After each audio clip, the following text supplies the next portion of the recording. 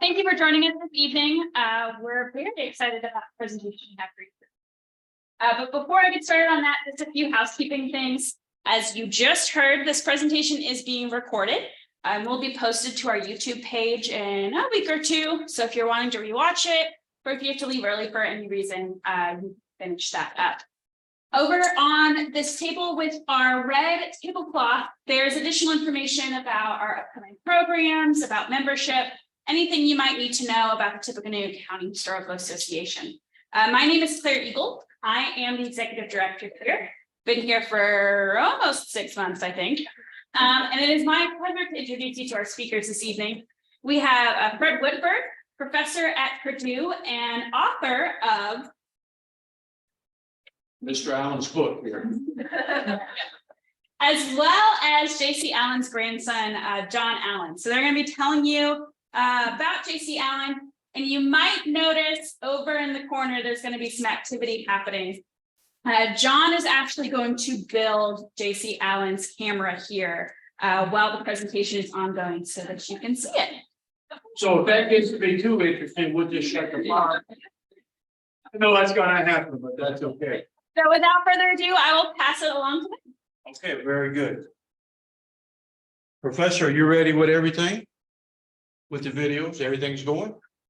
All right, so I work with extension, so I work primarily with farmers and aerial applicators and those kinds of people. That's my business. And my job is to talk about spray paint, which we're not going to talk about tonight. We're going to talk about storage and use of equipment and all that sort of things. So years and years ago, I got interested in asking the question, because I'm not from Indiana. What is it all about this extension? Does anybody know what extension is at Purdue? What is it? Oh, a lot of and what is it? What do we do? What is extension? Education. Yes, so my job is to go out and bring the university and my experience is what I did when I learned and share that with farmers. And most of you know, working with farmers ain't an easy deal. You got to know your stuff fairly well with them. So I got interested in it. And so you have a couple of things. One, we provided a book for you. This is Mr. Latta. And this takes you at the very beginning of Purdue. Mr. Latta was the second ag professor. The first didn't last long. And everything that we do today was built on what he did. The importance of one man or woman is so important. And if you're interested in history, we gave you the other books that we have written. And I don't make any money off of it. That's why I work for a land grant school. All the money goes back to Purdue University. So if you're interested in history. So what we're going to do, Mr. Allen here, and you're the grandson of the man that we wrote the book on. And almost all of my books have got the old man's pictures in it. And there's a reason. Folks, as you go through and you see the pretty pictures, are you attracted to pretty pictures? I am too, but pretty pictures have no value. What do you need? You need information. And all of you that have inherited all of your books from your families, all of these pictures, and you're saying, who is that? Who is that? There's no, so the beauty of what Mr. Allen, the original Mr. Allen, and you can see the dates here. There it is right there. And Mr. Allen, what made this extremely important, he's going to show you one of the, out of what, 100,000 pictures at least. The original pictures, the early pictures, when he started making pictures after more than 100 years ago, after the turn of the century, were made on 5x7 glass plates. The good thing, the glass plates had an emulsion on one side and were glass on the other, and they lasted and are as good today to be printed from as when they were made. They were the glass was used up into the mid 1920s when they came out with celluloid and nitrate films.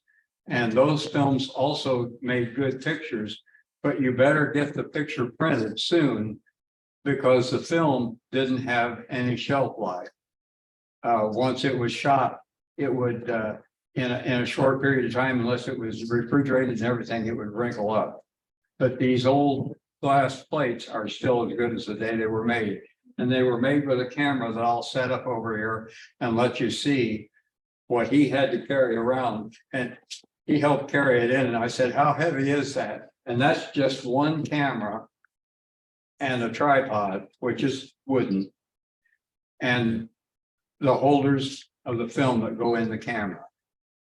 Now, you told me, Mr. Allen, that your grandpa he kept glass slides all the way to the end.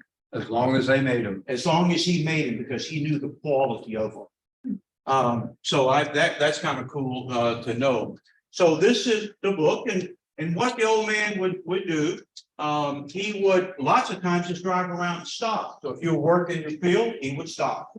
Other times he would call. And who had some pictures? Oh, you had a bunch of pictures that you were showing Mr. Allen, of Mr. Allen's dad, who was in the business, who took pictures of your family. And then Mr. Allen is also shooting. And then on the envelopes, they would write the information. There would be a stock number. There would be what it was and where it was, and who it was, and a date that said the exact date that it was made. And this goes back, this particular one is May 13th, 1923, 100 years ago, plus a little bit. Can I ask you a question about that real quick? Did he buy the glass plate with the emulsion already on it, or did he have to do a The process? glass plate came from Kodak with the With emulsion the on. emulsion on it, so it was all Yeah. set to go. And he did most of his work, or a lot of his work until the 50s was done at Purdue, because he worked at Purdue. So long story about Mr. Allen, short story, was his dad was in the Civil War. His dad would give him up to an orphanage. There's all kind of reasons why. And so he was in an orphanage till he was 16 years old. Then they kicked him out. You're a grown man. Here's $50 in a suit. Go do whatever you're going to do in life. And so Mr. Allen worked for the railroads. He did a number of things, but eventually he would come to work for a guy named Dr. Skinner at Purdue, which is the original livestock out there. And he did this technician stuff, but he started taking pictures. And what happened was he got so good that the magazines at that time were using his pictures. Have you ever seen any of the old pictures of livestock? Indiana Prairie Farmer is still existent. But if you look at those old animals, they look bloated. They just didn't look, I don't know, artistic, I guess, things. But his pictures started being used, and he got to be world famous because of those pictures. So this is him. This is what he drove. This is his vehicle here. And again, you can see the cameras, and he would take this camera and these cameras, and he would do whatever he could to it. Today we would not recommend this, would we? But back then, he had a exceptional eye. And again, he was in the business of making money. So this is one of his letterheads I thought was pretty good, demonstrating to people that he would take just about any kind of picture there was. What I liked about this picture that made the cover of the book, I don't know, it was a pretty picture, right? To me. And the little fat boy there, the little dog. And so I finally tracked this guy down. And so I called his house, and it took a long time because, long and short, he had just died. I had just missed him. And it was sad, but I told his wife, I said, I've got this picture of him. Would you like to have it? And I kind of explained to her, said, I already know it. I got it right here on my dresser. And she already had it framed. And he never knew how that picture came to be. He's just a little guy. And so I explained to him how Mr. Allen, what he did, and what he would do is often give people the print if they had permission to be able to sell it. So he said, that was the story. This is what Indiana looked like. In some places they had changed a whole lot. But you're in Indiana when the pig makes the family portrait, right? So that's it. But it's extremely poor, extremely rural, no roads.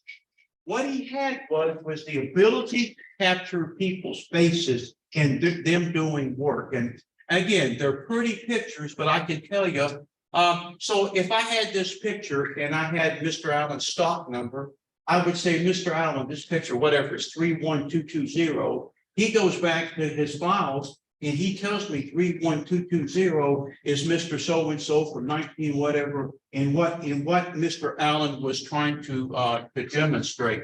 And again, it was nothing, it's all about rural life. And some of you have these sorts of things. I remember my grandma still using them. I still remember I was born in France. My grandma there, we had an outhouse. Actually, it was a two-seater. And I never understood why you had a two-seater. Never anybody next to me, but we had a two-seater. We took a bath. Huh? We took a bath in a round tub in the kitchen. She'd boil the water. The two-seater, and if you really like a three-seater, one was for the folks, the other was for the kids, because you didn't want the kids peeing on the seat all the time. Yes. Now, that is something that I've never heard, but I can. So you have a two-seater, so one is for the parents and one's for the kids, so they can just take care of the business like they always, as kids always do.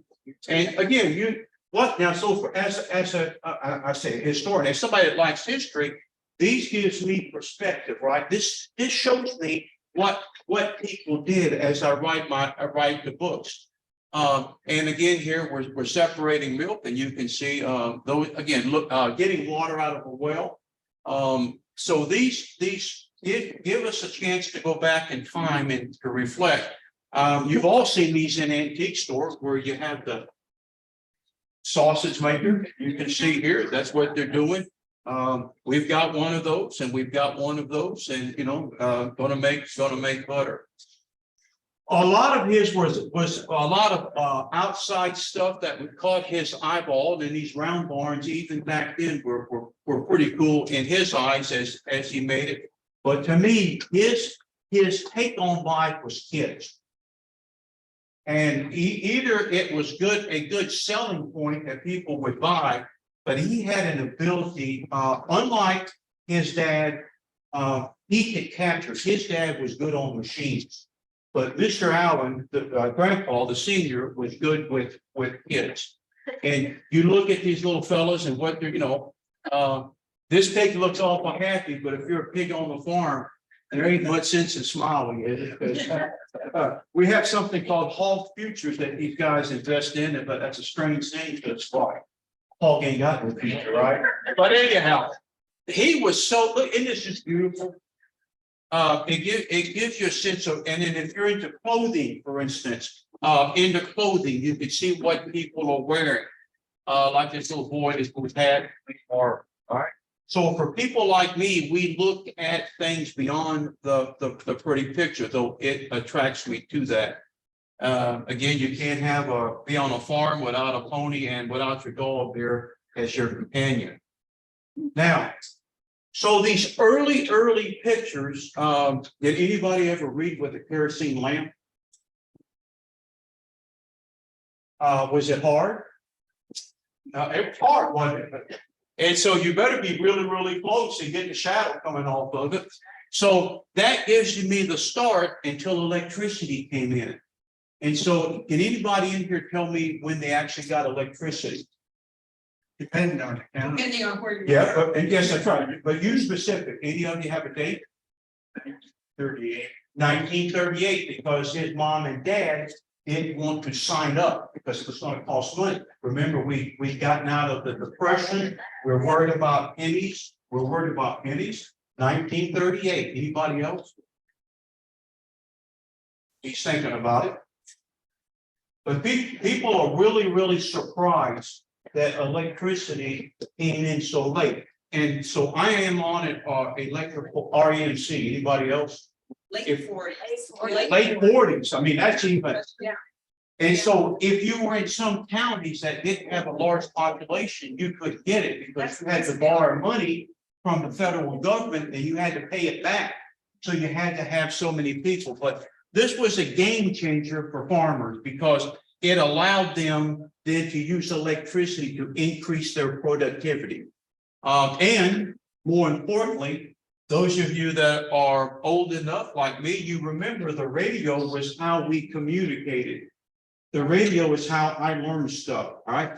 In fact, it was kind of cool. We learned that extension would actually use the radio. So if you raise chickens, ma'am, we would have programs and you could listen to it. And then we would give you a certificate after you passed an exam that you listened to it. But again, you look at the picture, look at clothing and stuff. Now, kids went to school. I don't know why there's a misconception. My daddy quit when he was in the 4th grade. And partly because he had lice. You know how they fixed lice back in those days? He didn't use kerosene, it was close. They put grease or oil. And then they put a woman's stocking on his head. And he says, that's it, I quit. And he went to work. But this is kind of cool because you entered the bus from the back.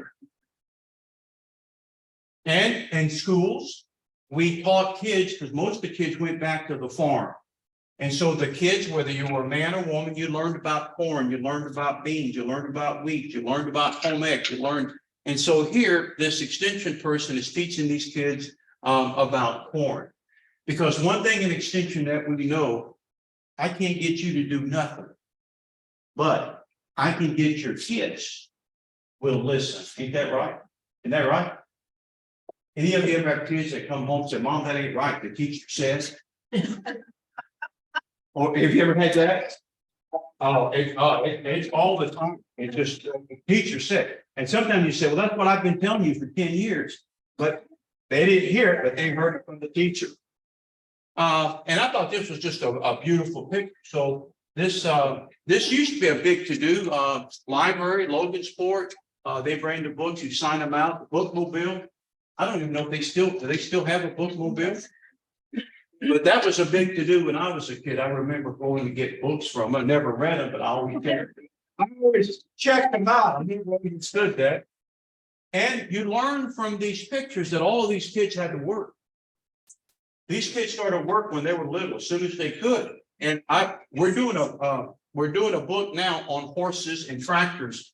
And it's amazing, these giant draft horses weighing all of this weight that these little kids felt very, very comfortable. So, Mr. Allen, that took you about all of what, 15 minutes? Are you got it set up? People used to sometimes get a little impatient when they wanted their picture taken. And all this to set up because you have to put the tripod together. Then you have to put the camera on it. The tripod folds out, it's all wood. Once you get the camera on it, you have to focus it. And that's what, as you see this, we'll screw in and out, make different lengths from the lens. You can open the lens and make it stay open. And then we're gonna do that again in detail, right, Mr. Allen? But yeah, we'll do that at the end in detail. Okay. And so if you're an ag, you understand the importance of line. Folks, look at the labor involved. It makes you appreciate hand labor. So we had no roads. So if I needed 4 tons of line per acre, maybe 1.5 tons in these things, how many trips would I have to make? It was impossible for most people to be able to get lime. And the importance of lime was it helped for hay. We grow hay, it needs a certain level of pH in the soil. And folks, that's why we got soybeans. We had soybeans because soybeans can grow in almost any kind of soil. I didn't need the lime, and then that made good hay. That's the reason we had soybeans to start with. It was a hay crop, not like it is today. And you can see that during this time he's taking these pictures, that instead of doing everything by hand, which was typical, you can see here a hay elevator is what I called it. Mr. Allen, I think you call it the same thing. It's a hay elevator that would take all those people on the ground and just slowly go up, drag it up, and the guys on top would stack it up. It's wheel driven. It doesn't have a motor, it's wheel driven, and it would raise the hay up onto the top of the wagon. Then a lot of times there would be a farmer up on top to spread it around. And so everything was horsepower when he started. It would eventually transition to tractors. And I don't know, these are just huge animals. Today, very, very pricey. And I'm gonna be working with some Amish to actually hook these horses up. I've never done, I had a horse, but I never teamed them up like this. So we're gonna team them up, but it took a lot to be able, if you had a horse, you had to feed them, you had to take care of them and all of that. But this is what it was like. Any of you have a garden that you have to plow? How hard is it, sir? Takes a shovel. Yeah. It's small, so I use a shovel. That's okay. It's all the trouble. You know how hard it. He's actually he's behind it. These horses are doing the work and he's trying to drag a disc through ground. And so it was the tractors, and I think it was you, Mr. Allen, we were talking about it. He said with a tractor, you turn the key on and you took off. With horses, it took you hours to get this stuff all teamed up. I remember that we'll use that in the book too. And so what happened was these implements that we were pulling, instead of having one plow like this guy here has got, this one here has got what, 1, 2, is that 3, Mr. Allen? Wow. 3 bottom? Or 4? I'm pretty excited. It was like 3. So folks, you realize how much power that would take to move that plow through the ground. And so that's why you started having to team up horses. I needed more horsepower. When I work with the Amish, it's so funny, we talk about horsepower and they're always asking me, what is the horsepower of their horses? And I don't know. But and so instead of doing what we did today with combines, what we would do is we would actually cut the corn. You can see them shocking them. They would do that with wheat and all of that. All of this is labor. And then you would have a man, a woman, kids, families that would be pulling the ears off of every stupid stalk. And then you would have these basically husking people would get together and help each other. And what they're doing there is trying to get the corn off. Those days are all gone, thank goodness. This would have been forever getting the job done. And the men and women would hang up their corn. Go ahead. That was all feed corn, basically. That's for seed that they're hanging up. So this was for. This is not all seed corn. No, this is good point. This is feed, but the farmers, what they would do is pick from that because we didn't have hybrid corn. This was corn coming right out of their fields, and we had programs to help them to figure out what was a good ear or not, characteristics. And the big move here, since you asked, was instead of farmers picking their ears like right here, we said, go to the field, go to the stalk, and if you see any diseases on the stalk, don't use it. If the ear is real high, don't pick it. Get one, because it's all hand-picked. Get one that's down low. If it's really, really green, don't get it. You won't want, because winter gets us here, right? So that was a good question. But it just showed education now. The seed corn, we wanted to protect from weather. Is corn on the cob alive? Yep. Has to be, doesn't it? You know, most people don't know that. Because if it was dead, it's where we get our seed from, right? It comes from that. It's alive. And so what we had to do was protect it. And what we found out that 30% of all the corn that was being planted was dead before it even went to ground because it had frozen. They had picked it from the outside. You go up north to the Amish, you'll see these big bins outside with the corn, eared corn in it. And so that was a major move to increase production. And now this guy here is, and I got to make this a cover somehow. I'm fascinated with these two little girls with their haircuts and their eyes. They're just beautiful little fellas. So that might have to make a book cover. And so everything was hand labor. And that's what Mr. Allen would see. And one of the other things they did is they went through the fields where the horse and wagon you would see a wagon that had a big board on the side they called bang boards, so that when they threw the ears off of the stalk, it would hit that. But they had one other thing on the side of there, was a good sized box on the outside of the wagon. And if they saw an ear of corn that they wanted to make seed out of, they'd put it in that seed corn box. And all of this is technology that Purdue transferred over, folks. This is part of what we try to do. And it was like that for everything. So this is how you harvested wheat. You'll see some of these wheat shows today that have steam engines, but Mr. Allen explained to me, because I didn't know it until he told me, explain to me how this works. That's a cradle size. And as it swings, it cuts the wheat off, but it also gathers it into a round bundle, and then they tie it. And you see the cradle on the, in other words, he's got, the bottom one is a blade, that's metal. The cradle is made out of wood. So when you swung it, you cut it, and then when you started to come back, And you were done with the swing, you had a bundle instead of just. and they would come off. Right. Because when you went like that, it went back. That's how they And you get can out. see her tying them. And what she's doing is going back through and tying them up so that it could be harvested. Then the machines came in, and you'll read about this in some of your, maybe you had them in school, whatever. The machines would come in and actually do that for you, and they could cut a lot more wheat and get it bundled up. But still, it was labor. You would stack them up. The heads were always up, tied up, and then it would be brought back to the barn. And here is your steam engine. And Mr. Allen, this is your water tank right here. Yeah, you gotta keep water going in that steam engine. So today we have a machine that runs through a field, does all of this right there in the field. But it's expensive. Yeah.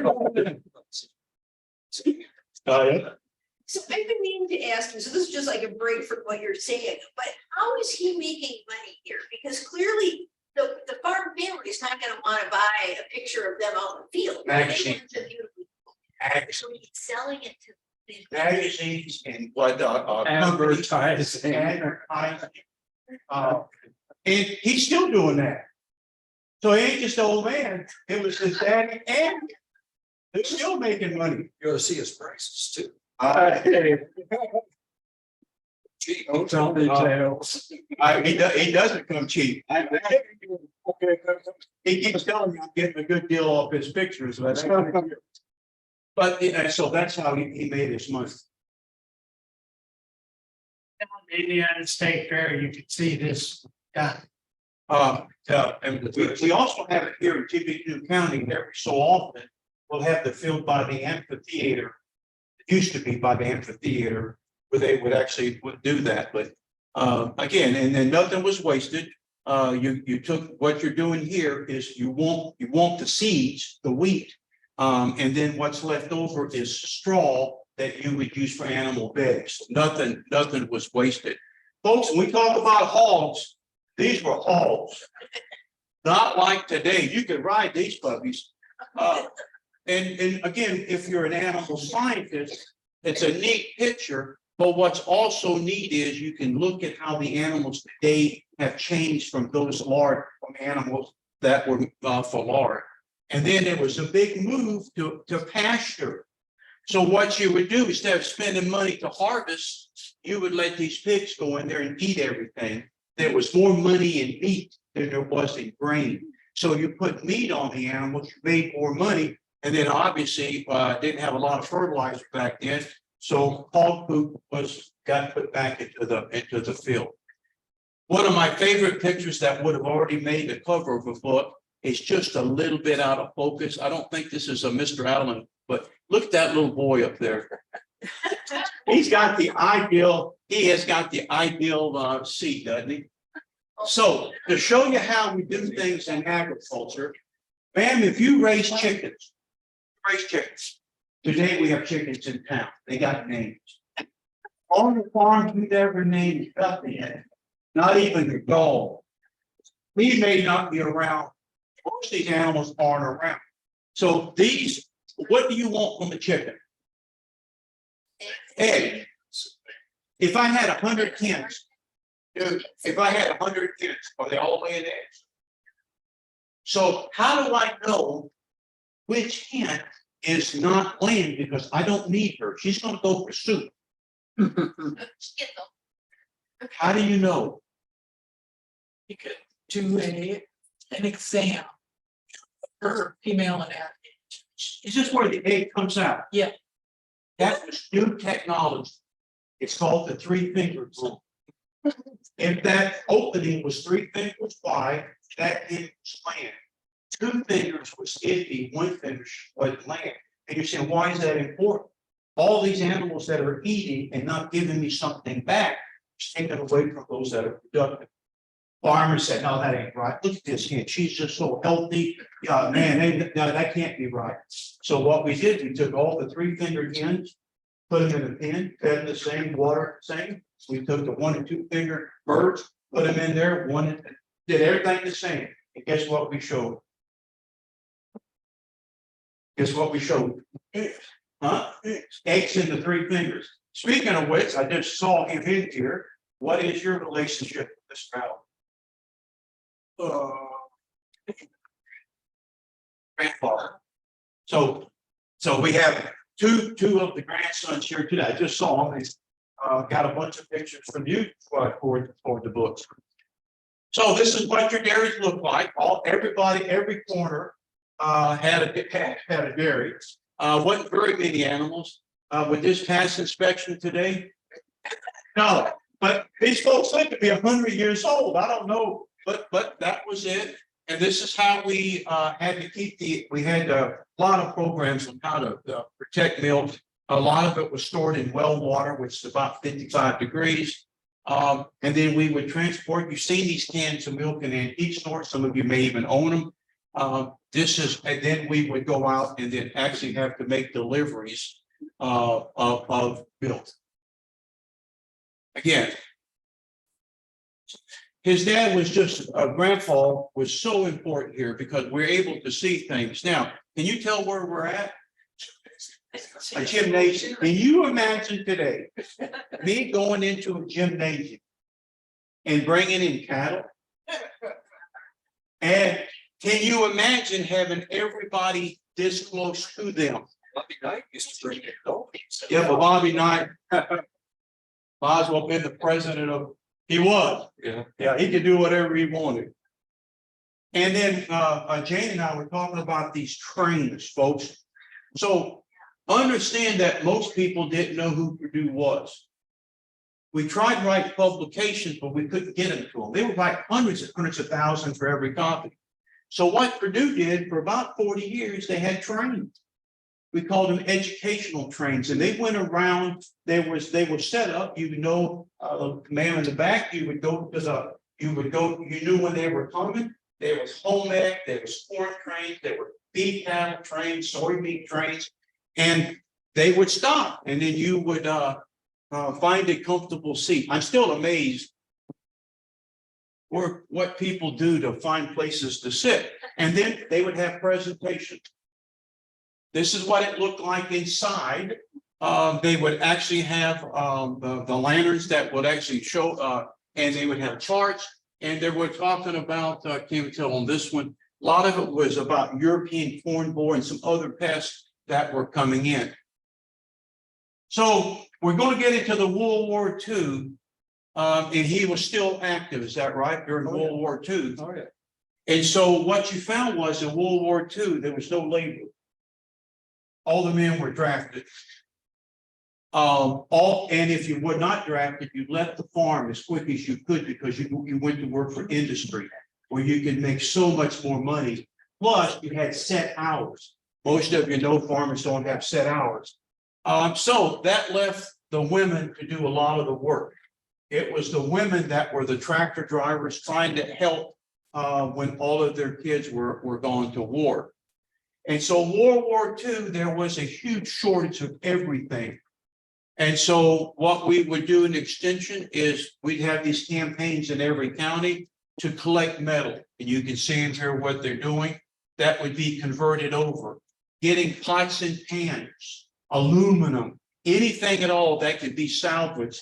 A lot of it came out of trash heaps on these farms that these folks didn't want. Tires. In some counties, sir, did you know that if you had a car, you couldn't get a tire? You could get a recap. But back then, you couldn't get a new tire unless you were like a veterinarian, a doctor, ambulance, but regular people couldn't get it. In fact, some of these counties, the allocation for the county was a government allocation, maybe 10 or 20 sets of tires. That's all they could give them. And so you did your best, but rubber, again, for the military during World War II was important. Gas was also rationed. Gas was, I mean, everything was, everything. Lady stockings, I mean, you went through the whole list, everything was. Had to go into parachutes. Now, what's kind of neat here, and I had to read up on this one, you would save the lard out of your house. Now, folks, I don't know about your place, but we save lard. Do any of you do that? There's nothing like a little grease and beans. Real healthy for you. But boy, does it give it a great taste. We still have the coffee urn. Does anybody do that? That's just a southern thing. You pour your grease in an urn and you can pour it out. You do that, ma'am? Where are you from? Yeah, see. It has to be a southern thing, right? You betcha. So I was wondering, why are we doing this? Why are we saving grease and lard and that stuff? Any idea? It went to make bombs. Yeah. Ammunition. And I'm thinking, oh my good, I didn't realize that till you read about it. Out of the one book that just came out, it's on it's the one that's by itself. That's the brand new one that just came out. We have a story in here. Anybody know what this is? What are these boys collecting? Did I hear it? Say it again? Milkweed. These are milkweed pods. Pods? Yeah, we did that. Now listen to this. This is cool because you're gonna get that did it, right? So what the story for the milkweed pods of what you guys like with monarch butterflies and all of that.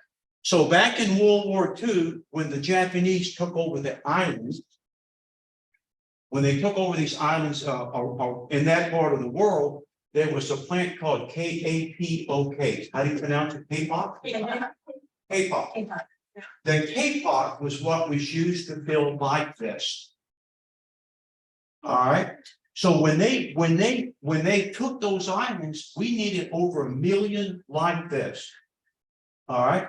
And so by luck, by whatever, there was a Russian immigrant had come to Chicago to live, and he had done all kind of research on milkweed. Have you ever opened up a milkweed pod? What did you find? A fluff. Yeah. A seed with fluff.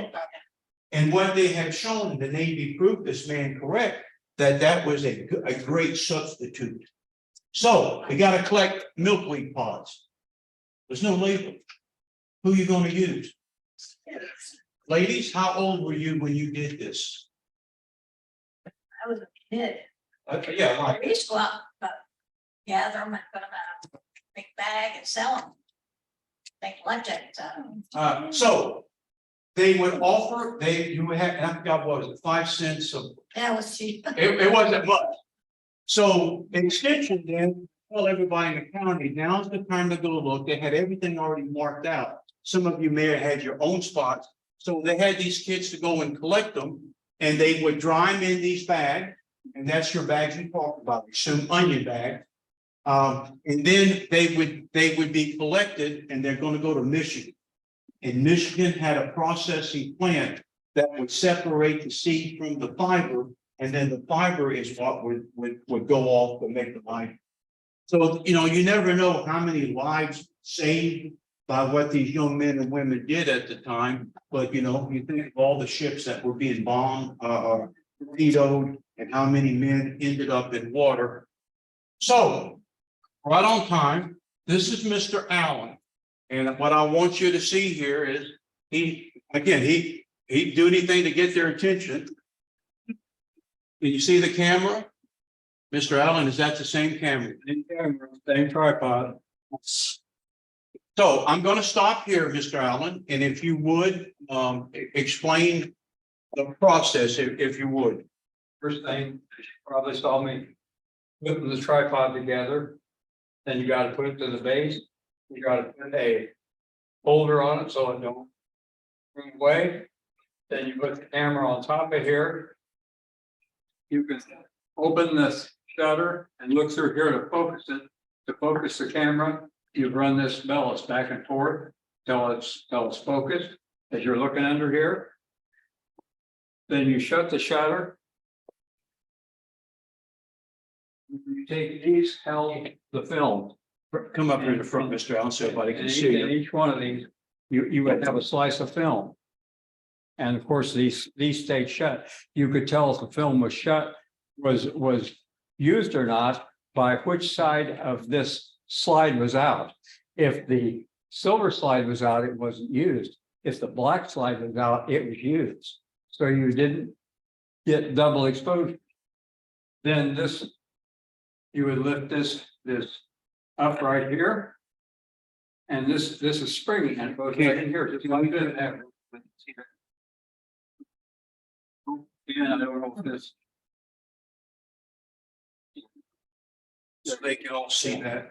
And we'll see, it just slides in there, and then you snap the picture, take it out, turn it over, and use the other one. So in other words, your roll of film only had 2 shots. This is your roll of film. What's the relationship between that and that, Mr. Allen? What are the black cloth? Why the black cloth thing? Black cloth, you need it over your head to focus the camera. So go ahead and do it. Go ahead and put it in there. You focus the camera without this in, because the minute you put this in, you can't see through there anymore. Okay, you have to open the shutter and look in here. So if it was me, he was taking a picture of it, And then it's focused. then you run this back and forth, right? Until it's focused. That's what this is for. Once you're done with that, you put the film in, snap. Then you have to cock the shutter and then snap. That easy. When you take this out, if you want another picture, turn it over and put it in. So how did he record all of the information that I used? So what was the next step? Carry it forward. Still, Wrote it down. Wrote it down every place he'd been, who he took pictures of, what year, what day it was. how did he, when did he develop this stuff and all that? Because that's a whole You nother- file these up inside there. Actually, they'd have even another case Yeah. full of these and then develop them all at once. Did he do his own at home? Yes. Yeah, okay. Not at home, but in the office. So at Purdue, which is part of it, he would have it, and was it his daughter, who worked in the dark room? They're on campus. Well, my dad, But who is the young lady that was always in the picture?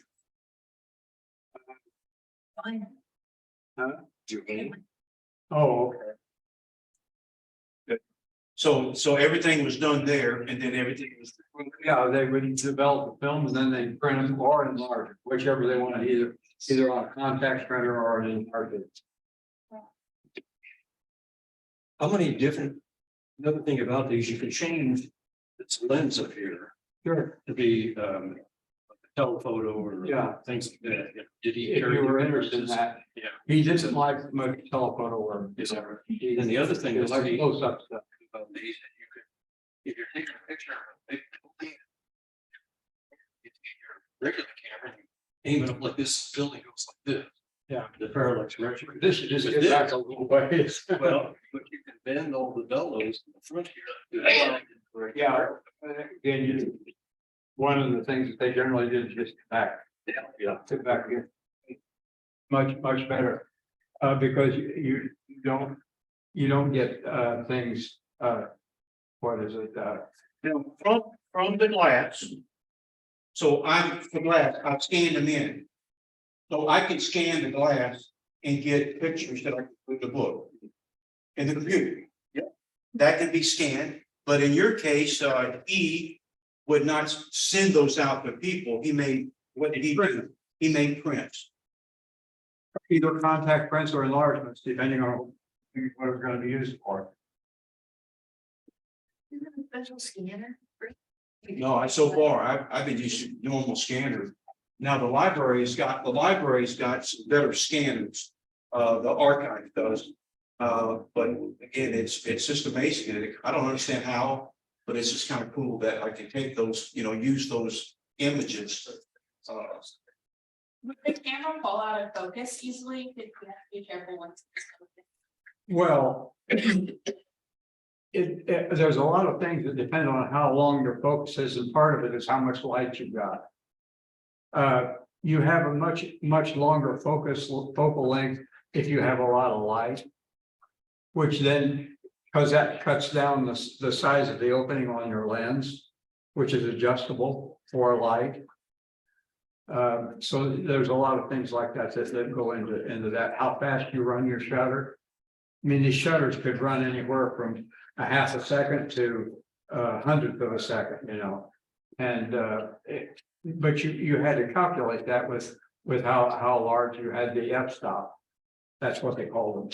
Called the f-stop. What's amazing to me is all of you have, all but me probably, still use a flip phone. I'm not going to use a smartphone. My grandson has a. That's smartphone. true. Everybody, yeah, that's why we get along so well. The phone, he's my vice president. All of you think about your, I use a camera, but all of you think about how you shoot pictures. What do you do? Just click. And then you take the best of, you take the best of what you want and do with whatever. Can you imagine here? He's only got 2 shots. And so I don't know how he's got an animal here that he's waving something at. I've got an animal right here, and how he's able to get all this in focus and get and capture when these animals are moving, or people are moving, or dogs are moving. It's pretty amazing. It must have been. That's the day you want to use the brighter light and the smaller f-stop. It must have been tricks. And maybe be shooting it a little faster, maybe hundredths of a second. Now, Mr. Allen's house was just north of the stadium. If you're facing the what is that, Cherry Lane? Yeah, that's Cherry Lane. If you're at Cherry Lane, Or Cherry and Lane. you look up, there's a house up on the hill. That was his grandpa's He house. built it in 1920. That was a. The big mansion? Yeah. Yeah, it was on country. Cherry Lane. Cherry Lane was a dirt road.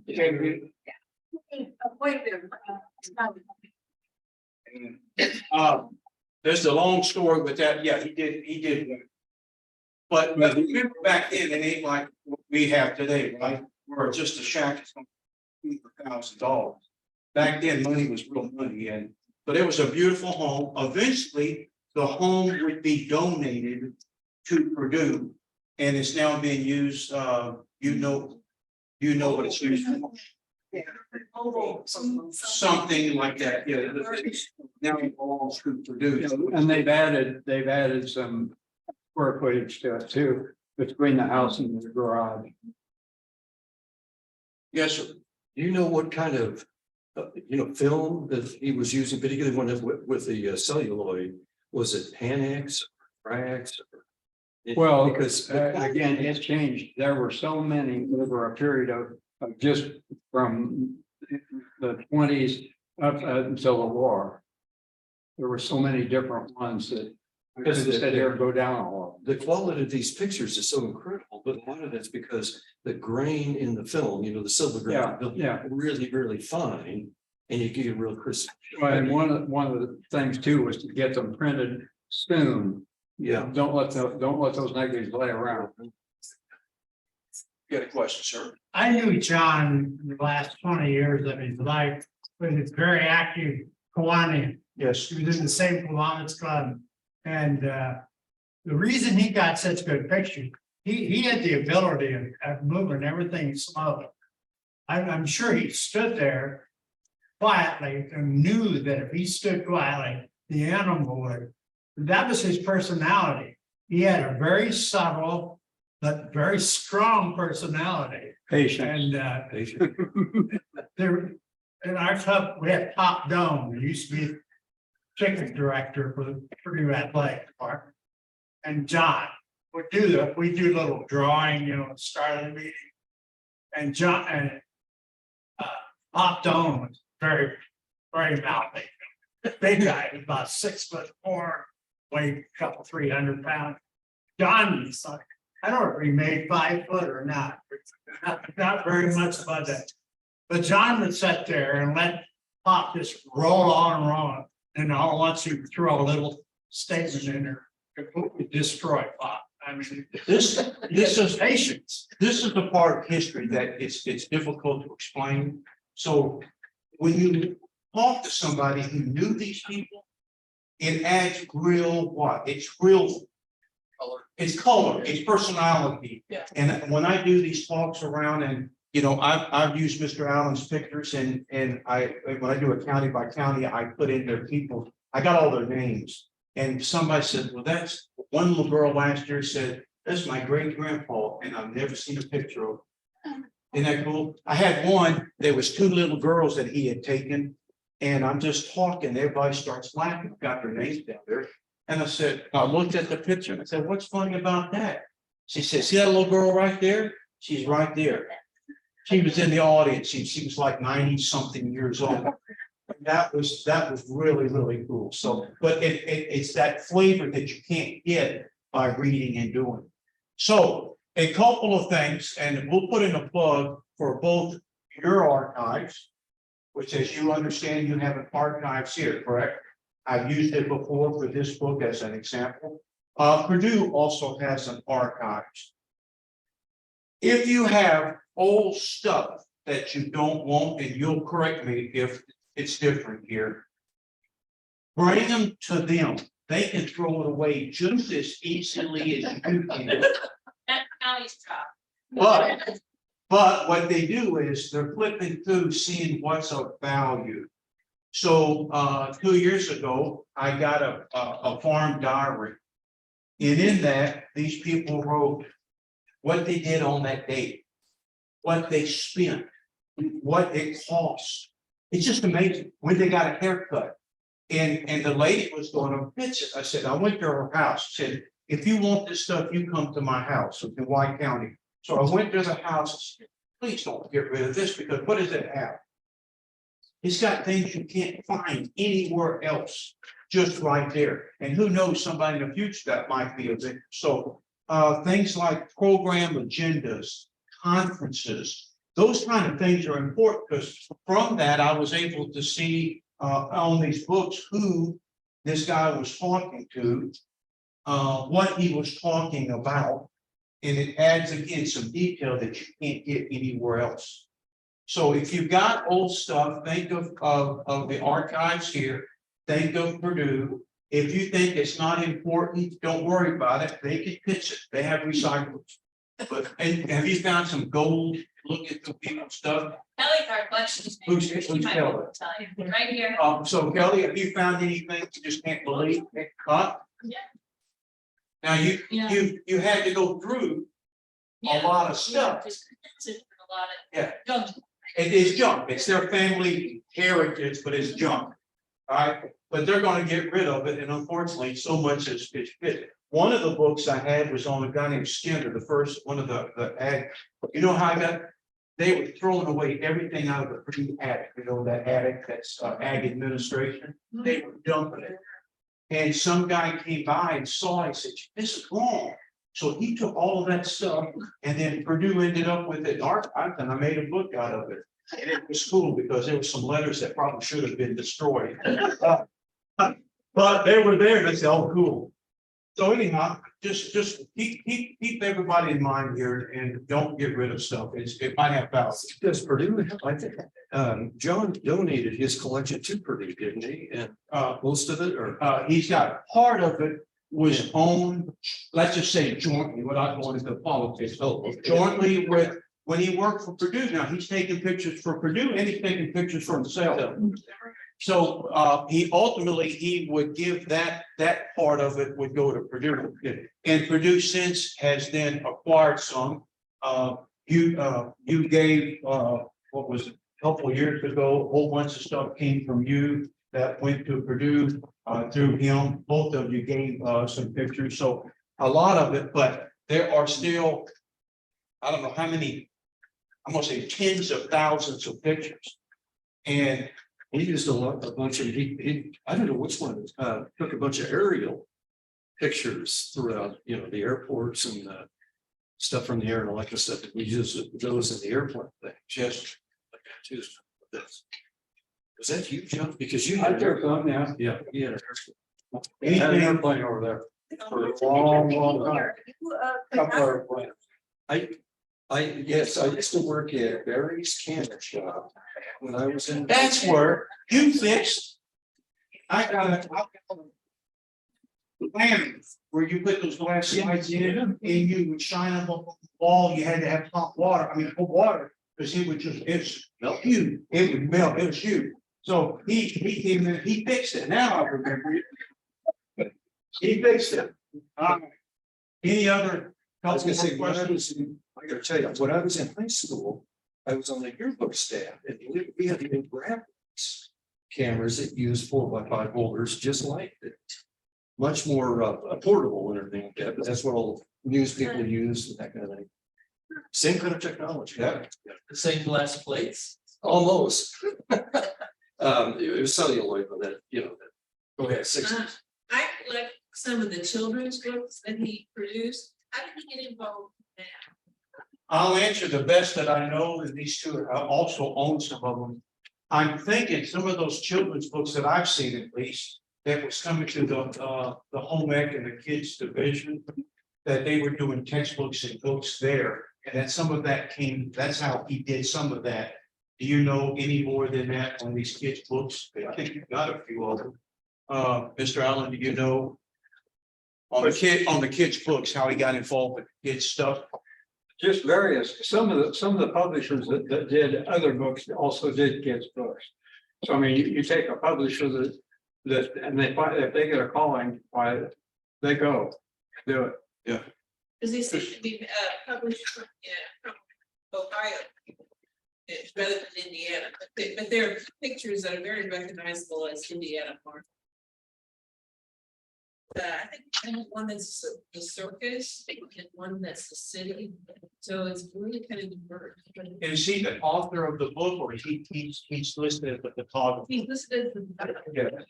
So obviously he's making money. So this man made money. I mean, he sold stuff. That's how he made his living.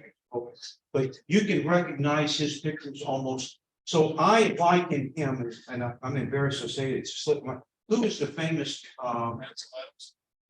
Ansel Adams? If you think of those types of photographers, this is what he was one of the few that did on the ag scene. To me, he's in that same league. That because this was very specialized, like the other, there's a couple of guys out west that did that too. So, all right, we have couple more questions, and these only had to be done by 7. Is that correct? You can go a little. Where are you gonna go? I went to my grandmother's. So, is there a database somewhere that the ones that they have, that they put the names? If you're saying that Okay. they know the slide number and they know who it is, but it's somewhere that's. So here we go. So they've got tens of thousands of his slides through either purchase or donation for the archives. So they've only got a handful of them where you've got a database that you go through. So like on this book that I'm working on now, they've allowed me to go in there and I have to pull every one of those sleeves up. And because most of them haven't been scanned or a database to answer your question. So what I have to do is I hold it to the light, see if it's something that's of interest to me. No, oh, here's a good one. Then I write that number down and they are able to then scan it. Then I take that number and go to him. So it's just, it's not. And what's he got? You've got. He's got the list of just about every picture that they took, his father and him. And he's got them not computerized, they're on handwritten or typed. They're typed, about the type. So he's On got- old Underwood typewriter. They don't believe it. That's correct. Now, they have it on the sleeves. Remember, a lot of those sleeves have it, but it hasn't been digitized and made available to the public yet. That is one of the things they've been looking to find money to do. Which is always the hardest thing. How do you digitize all of this stuff that you own to make it more available to the public, which is what you're asking. All right, young lady. Well, thank you everyone for joining us again. You know, you put that away a lot quicker than you put it up. It is a lot easier to put away, because you gotta get it right, putting it up. Well, thanks again for coming. Our next program is not until next month. We have a little bit of a break, but again, if you have any questions about our programming or membership, please feel free to grab something on your way out. Thanks for coming.